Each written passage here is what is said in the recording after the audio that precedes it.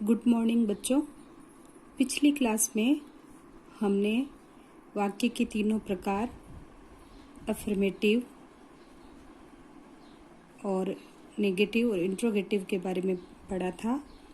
आज हम इंट्रोगेटिव जो सेंटेंस है उनके दो प्रकारों के बारे में पढ़ेंगे। इंट्रोगेटिव यानी कि प्रश्नवाचक वाक्य। प्रश्नवाचक वाक्य दो प्रकार से बनते हैं।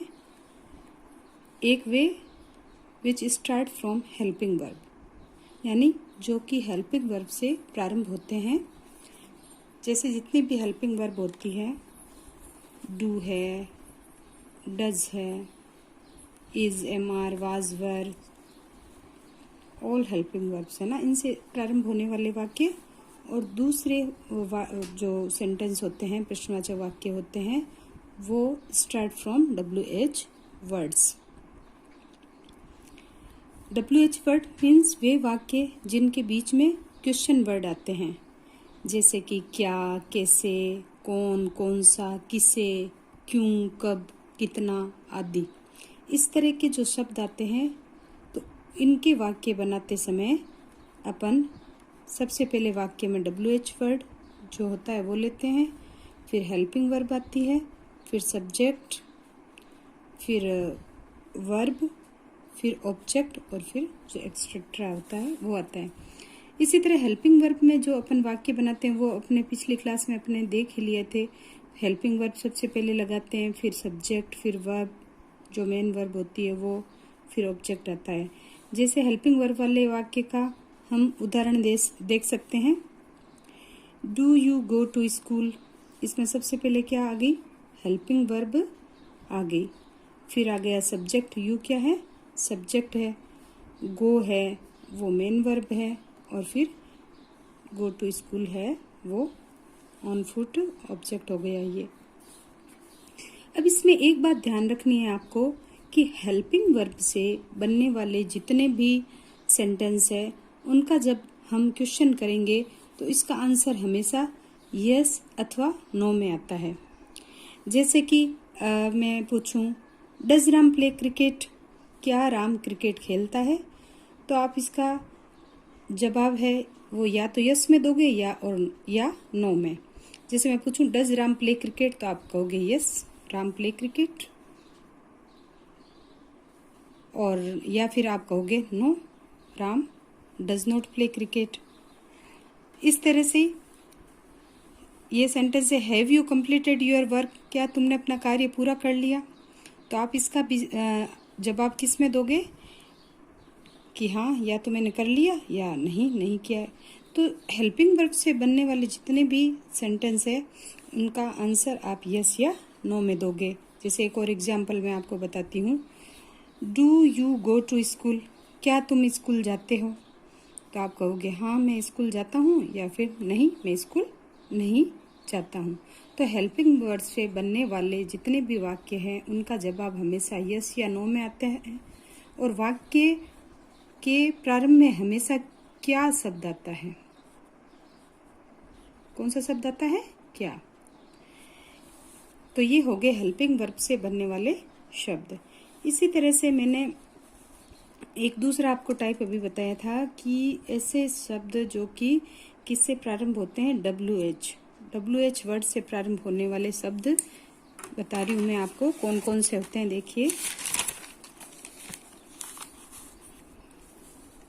जैसे WH वर्ड होता है हु यानी कौन, वाट यानी क्या, हाउ यानी कैसे, हाउ फार यानी कितने, वेयर यानी कहाँ, वाई क्यों, whom किसको, हाउ ओल्ड कितनी आयु, आयु के बारे में, हाउ ऑफन कितनी बार, हाउ मेनी कितने यानी संख्या में, हाउ मच कितनी मात्रा में, ये अनकाउंटेबल होता है और ये काउंटेबल। हाउ मेनी तो काउंटेबल होता है, गिनती में आता है, और हाउ मच यानी मात्रात्मक होता है और अनकाउंटेबल होता है। विच यानी कौन सा, कौन सी, कौन से इत्यादि। हुज किसका, किसकी और किसके। अब इसमें इस बात का ध्यान आपको रखना है कि ये जितने भी वर्ड्स हैं ये हमेशा वाक्य के बीच में आएगा। जैसे मैं आपको इसका एग्जाम्पल देके बता रही हूँ।